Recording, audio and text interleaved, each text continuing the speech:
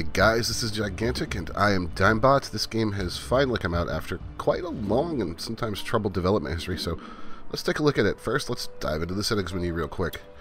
So, gameplay. You've got invert look, mouse sensitivity, mouse smoothing off by default, thank God. Double tap to dodge, use focus priming. So this one is actually a little weird. So this is your ultimate skill. You press the key and then you press it again to fire. It's, I don't know, just a little weird thing in the controls. You can turn it on or off if you don't like it.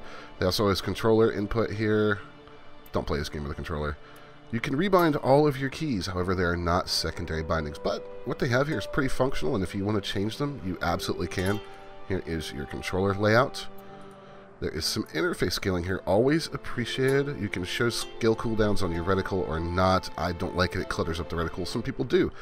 So lots of little things you can do here to just kind of customize your experience, even down to Logitech G Series or Razer Chroma peripherals to turn the lighting on or off. Audio, this is a fantastic audio menu, and this stands out a lot compared to one we're going to look at in a minute. You've got volume controls for everything: the menu music, the ambient music, the environment sounds, the UI sounds, character voice volume, guardians, heroes, tons of stuff. Here is your basic voice menu. It's not bad. You'll notice the word crew. That's what they call parties. So you can turn voice chat on and off, enable it to switch automatically to your team in a match. You can change your devices, you can change the sensitivity, you can change other people's volumes. Alright, so here we go. Now, for some reason this game doesn't have a dedicated full screen mode. It does have a wide variety of options. In fact, it's not kept my most recent change. I've noticed it doing this. It defaults back to 2560 by 1440. Whatever. VSync, now I have this off because I'm using a G-Sync monitor. Here's where this menu gets really crap. This game, if you have a lower NPC, you're going to have a very hard time scaling it. This is the entire graphics menu. It's awful. I'm going to turn motion blur off for the purposes of this video. The motion blur in the game is not bad, but this graphics menu is terrible, especially compared to this audio menu. I don't understand why the video menu is so bare bones and lackluster, but I would love to see some more options here, some customizable sliders. It's just bad, and if you have a hard time running it, you're going to have a hard time tweaking it unless you inject some things using something like the NVIDIA control panel. This is just bad. So let's talk about a couple systems in this game real quick. So this is a hero MOBA type game, hero shooter. You'll see I have these cards. You can draw them each day. They're basically challenges. So some of them are character specific, some of them are game specific. We'll take this one. And as you complete them, you will earn crowns or rubies. Now, these are the in-game currency. This game is free to play. So let's talk about the business model before we dive in. So you can buy rubies with real-world money. You can see here you can buy 12,000 of them for 100, 500 for 499. It's not actually that bad of a model, and I'll explain why in a minute. So here's the boost. Now you can get a crown boost for 1 win, for 20, for 10, for 180. And all you use these things for is to buy heroes if you didn't buy one of the starter packs, to buy creatures, which we'll talk about, or to buy skins. And you'll see that the vast majority of them, except for some of these exclusive weapon skins, can be bought for either currency. So you can earn all of this stuff basically just by playing the game. You can earn rubies by playing the game. So it's all for cosmetics. I think it's a pretty fair business model. Alright, let's play the game. You have practice, bot matches, and Gigantic, which is their 5v5. Let's look at my creature loadout real quick. So these are the creatures you take into battle. These function as towers on a typical MOBA's battlefield, and it's one of the things that makes this game kind of interesting. You'll see that they all have different forms, and they actually have regular and adult forms too, because you can grow them during battle. Love the designs. This game has a very striking aesthetic. Let's hop in and take a look at this. This is something a little unique. So here you can pick up to 5 heroes you would like to play in a match. So I am going to choose, let's see, let's go with Charnock, the Margrave, Zenobia, and that'll do. So now we just hit matchmaking and wait for a match. Should not take long. Now, as a note, this game is available on Steam, but if you get it on Steam, when you launch the game, it's going to open Arc, which is one of the services you can launch, say, Star Trek Online through. and it's going to launch the arc launcher, and then you have to launch gigantic. Very similar to what Uplay does. It's very irritating. I hate it when games do that. Alright, so here we are. We got a match found. Let's go ahead and get in here. You know, there's these two creatures right here. I'll explain those when we get in game, but they are integral to the actual match. Alright, so here we are in the match lobby. Now, you see it gives me the opportunity to change my hero if I want to more fit with the rest of the team. I'm actually fine with this selection, so I'm going to ready up. And once everybody is ready, we can jump into a match and go. So you notice right away that all the characters are pretty unique looking and have a lot of personality just in their basic designs. You've got floating elf things, you've got, well, I don't even know if that's an elf, floating angel demon things, you've got a robot, you've got me, you've got this girl back here with the rifle, you've got whatever he is, and now we have the Margrave. So, big tanky character. Lots and lots of diversity in the hero designs. Now you notice it says House Devager and House Orion up here. That is actually those two creatures you saw on the loading screen. And we'll explain why they are important here in a minute. Also, that guy's loading bar just went backwards. That was weird.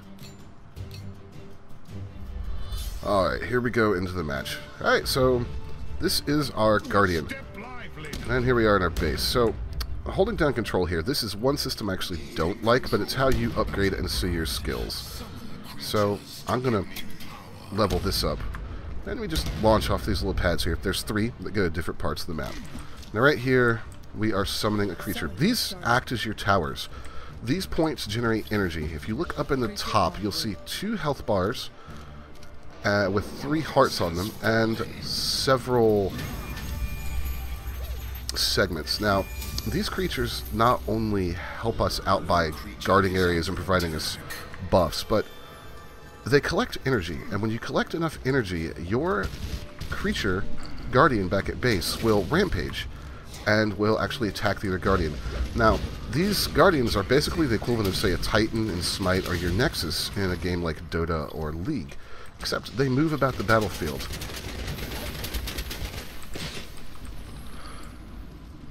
Ah, you're not getting in here. So they move about the battlefield, so it makes it a much more interesting kind of fight because everything on this battlefield is alive, and there's a risk and reward to attacking everything because unlike a typical MOBA, you don't have to knock down every structure on your way to the enemy base. You simply have to gain enough energy to have your Guardian attack.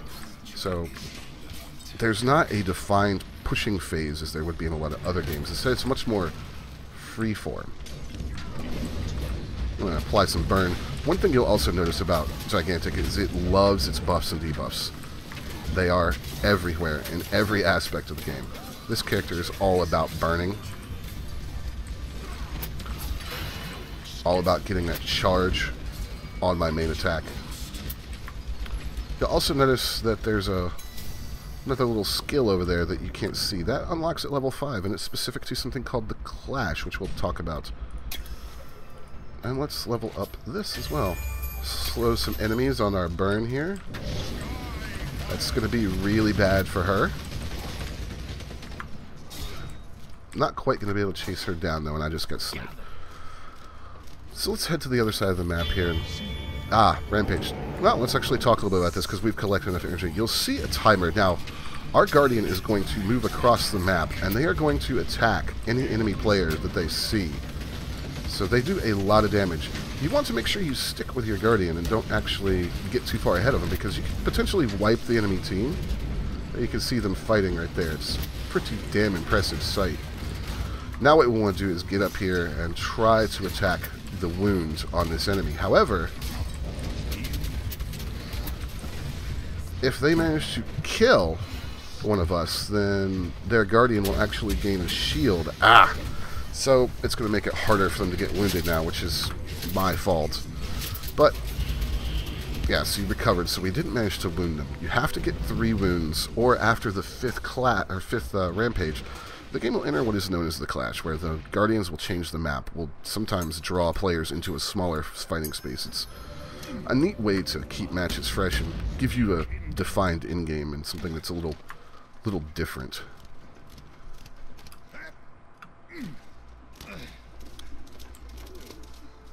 You also notice a lot of verticality to these maps. In fact, most characters have a move specifically to give them some ability, like this, for example.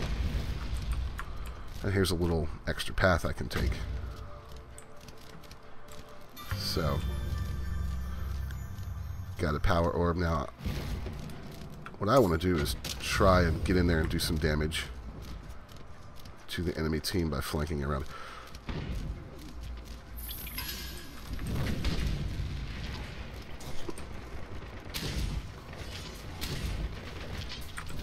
One thing that I quite like about this game is how it kind of flows differently from a lot of other similar type games that I've played. It's got a faster flow. It feels more aggressive. Let's go ahead and put some points into this. We're going to slow enemies by 50. I really want people to be screwed when I cast that E. These are optional things you can do. You can customize your character to the situation. I would love to be able to attack this minion out here, this summon, but that's going to be a bit of an ask. However, I can kind of lead the way with that AoE there.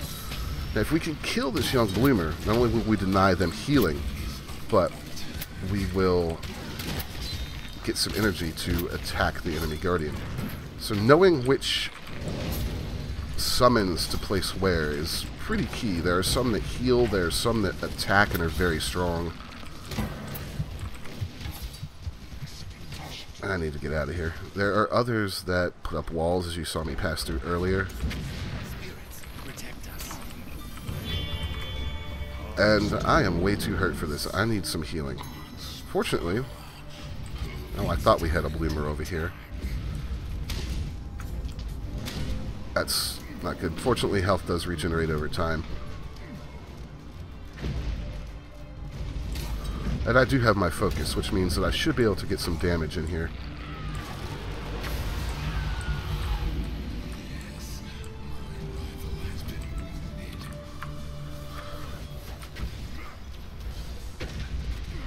Alright, so I'm going to get the hell out of here now, because they are all on my tail. But that was a very quick wound. That was nicely done by our team.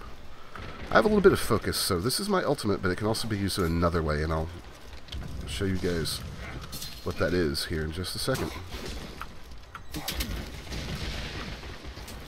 get through there. Let's head around this way. Stop sniping at me. So, this creature over here... Oop, already been gurned. Nice. Let's... Oh, you guys want to play. I might just use my focus over here. I could use it to grow one of these creatures over here to full health. Or to its adult form, rather.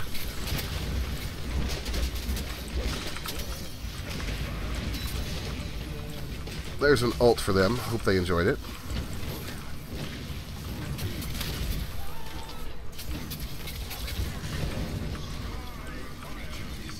This character that I'm fighting is a absolute glass cannon, but they're a nightmare because they're so fast. And it kind of lets you see how different the styles of play can be.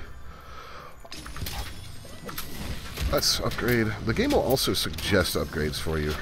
Let's get this. So, this skill right here is basically determined on, or changes determining... Yeah, can't talk. Changes during clash. So I'm going to make sure I gain extra focus during clash from that skill. That is a end of game, end of match kind of skill. I am going to do this so that when I land, I create burning. So you notice that the enemy guardian has one heart gone. If I still had my focus, I could upgrade this Cyclops right here. However, I don't have my focus because I haven't built it back up.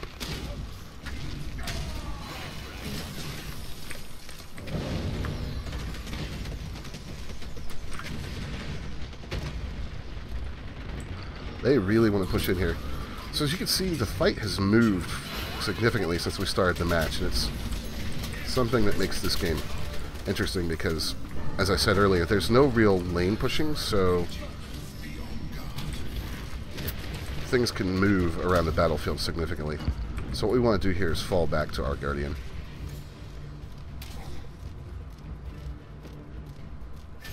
And prepare defenses, because there are multiple ways they can come in here.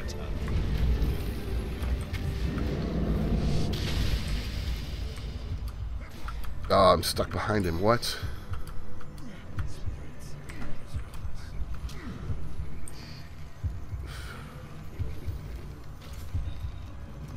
Doesn't look like any of them are in position to get in here, so this will be a nice hold.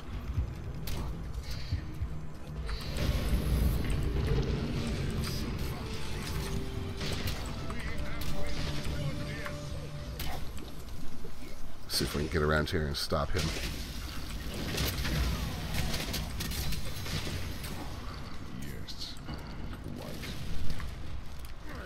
Okay.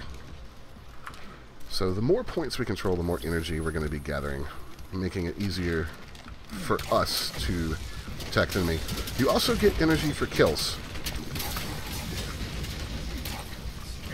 Let's make it very dangerous for you guys to be up here right now.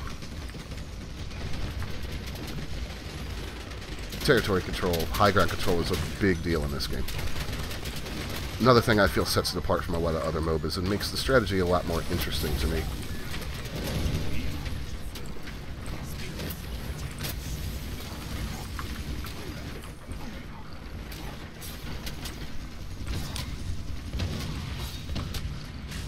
They've got a nice good hold on this choke point here.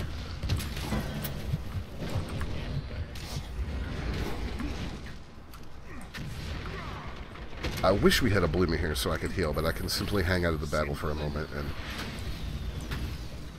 get some health back. Also level up. Let's level up our explosion radius on that.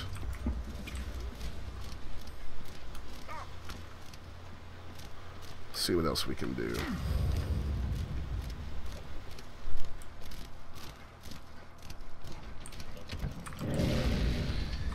Just harass a little bit. Are they over here attacking this?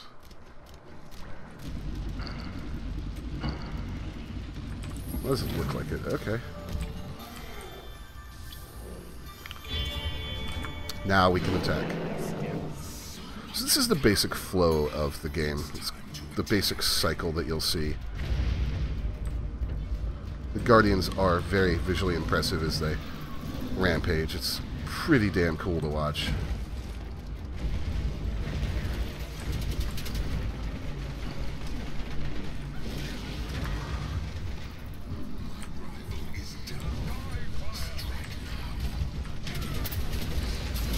We should actually get this wound, no problem. And time to get the hell out.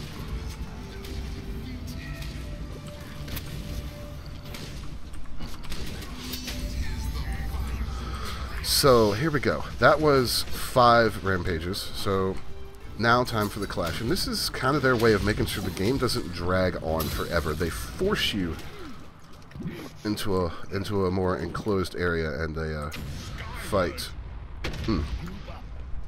Let us level up our E. Nope. There we go. Now we need to get to the clash. So this is going to have opened up a new area of the map. Right over here. This is not always the case on all maps. It's not always a new area. A lot of times it changes just some positions of the summons, makes things a little smaller.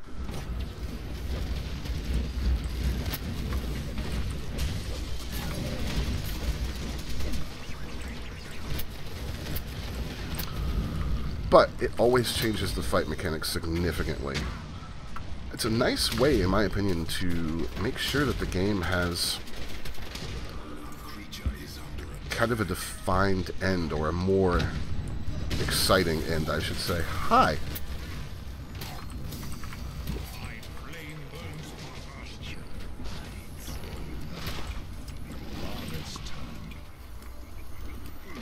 You also gain energy at a much accelerated rate. So the next clash here is probably going to be, or next rampage is probably going to be the end of the game.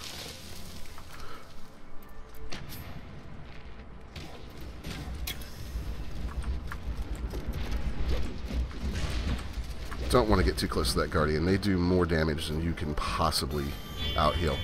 Time to attack, and I have my focus, my ultimate as it were. So this should be a very good time to use it. I'm going to pop myself. Oh, hi.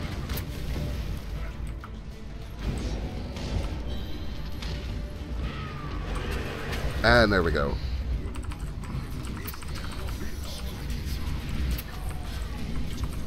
It's going to literally unload everything. Because this is match end right here if we pull it off.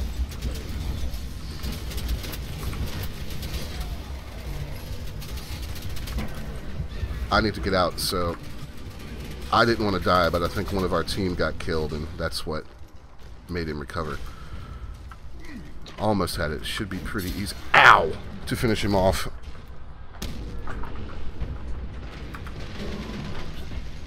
That was a nice kill there. Now, you notice that we're all level 8, 7, or 8, and they're playing one man down too, but you go up to level 10. Let's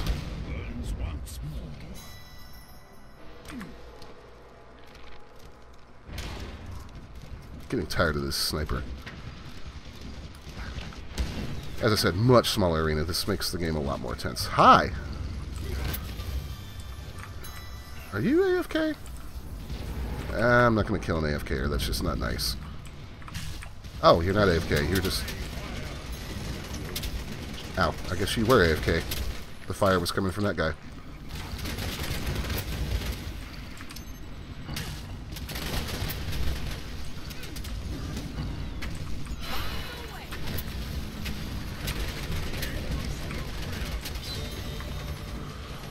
Oh, silly, silly.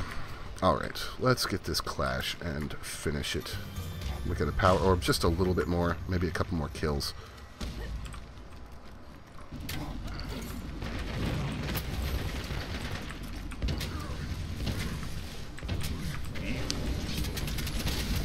This guy has given up. That's interesting. There must be some rage on their team. You will get that from time to time. It is a MOBA.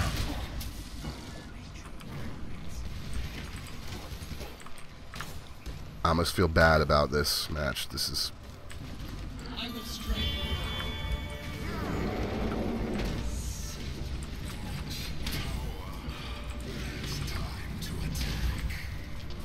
Well, I guess we won't have any problems finishing it off when our Guardian gets there. Because this guy right here just does not care. I feel like we should report him. We'll just ignore him and attack.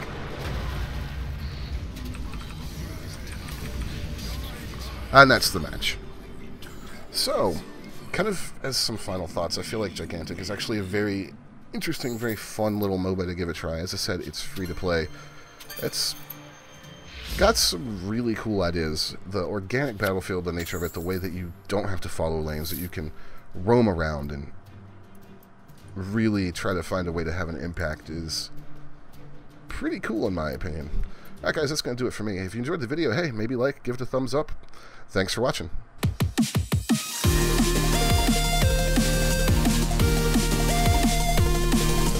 Hey, did you enjoy that video? Awesome! How about you click that subscribe button right there, or that Patreon button. Or if you're too lazy to do either one of those, check out these other two videos. I bet you'll like them.